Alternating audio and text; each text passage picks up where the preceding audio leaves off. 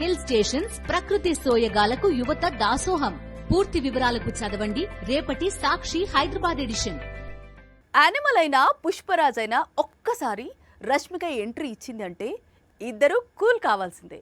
ఎంత ఫైర్ మీద ఉన్నా, వైల్డ్ ఫైర్ అంటూ రెచ్చిపోతున్నా శ్రీవల్లి కనిపిస్తే తగ్గాల్సిందే.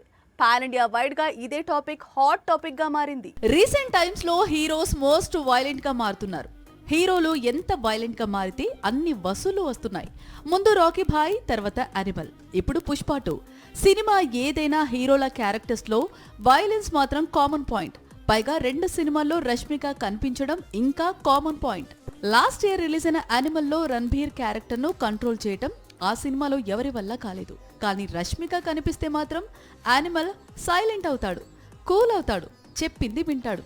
ఇప్పుడు పుష్ప 2లోనూ రప్పా రప్పా అంటూ పుష్పరాజ్ విలన్స్ పై ఎంత విరుచుకుపడినా రష్మిక మాత్రమే స్పీడ్ బ్రేకర్ గా నిలిచింది. పాన్ ఇండియా ఫిల్మ్, పైగా డిసెంబర్ మంత్. అందులో రష్మిక హీరోయిన్ అయితే సినిమా బ్లాక్ బస్టర్ అనే సెంటిమెంట్ పుట్టుకొచ్చింది. లాస్ట్ ఇయర్ డిసెంబర్ 1న రిలీజ్ అయింది యానిమల్ మూవీ. ఈ cinema super duper blockbuster అయింది. ఇప్పుడు సేమ్ మంత్ లో పుష్ప 2 రిలీజ్ అయింది. ఈ సినిమాకు కూడా బ్లాక్ బస్టర్ టాక్ వచ్చింది.